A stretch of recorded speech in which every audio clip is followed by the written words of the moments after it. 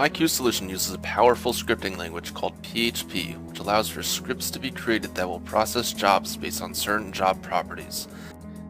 It is an extremely flexible scripting language that can even be used to send messages to users alerting them of any changes being made. I will go over a few basic examples in this video. For this first example, I will show you how you can process a job based on the page count. In my demonstration, I will print two documents, one with 60 pages and the other with 7. I will print both to the same queue so that we can see how the document with 60 pages is automatically rerouted to a queue that is more efficient when printing larger page count jobs. For all of the examples, I will also show how it is possible to send the user an email to let them know that the system has made an automatic change.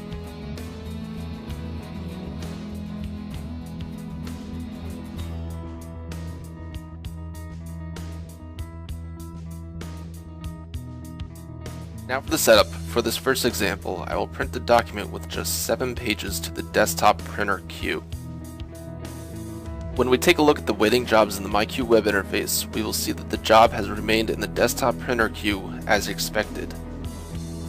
Now, let's take a look at the script that we will use to process the jobs that are sent to the desktop printer queue. As you can see, I've highlighted two separate scripts. The script that is in yellow is sending a message to the user informing them of any changes. The script that is in green is what is actually moving the document to a different queue, as we are about to see in this demonstration. For the demonstration, I will be printing a document with 60 pages to the desktop printer queue.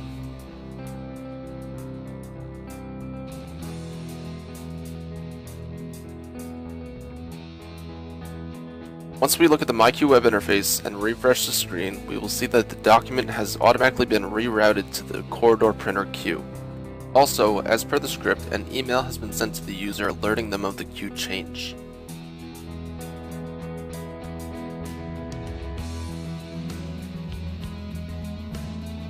The next type of script that I will review is intended to automatically delete jobs based on content that the organization may consider forbidden.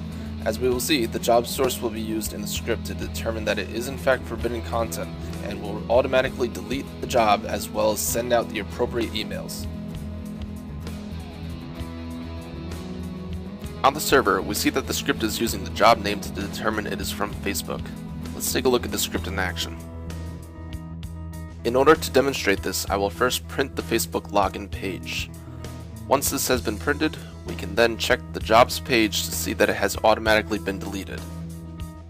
As you can see, there are no new waiting jobs. Now let's take a look at the deleted jobs tab to see that the job has been deleted. Again, we are able to send an email out alerting the user of the change.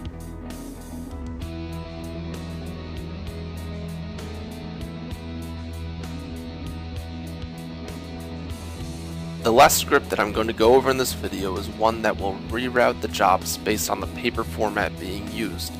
In this example, the user has inadvertently sent a ledger format job to a small desktop printer that is only capable of printing letter format pages.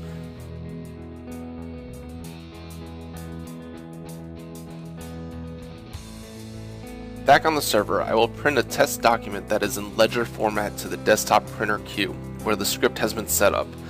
As we can see looking at the ready jobs, the job has automatically been moved to the corridor printer queue and the user will be notified via an email.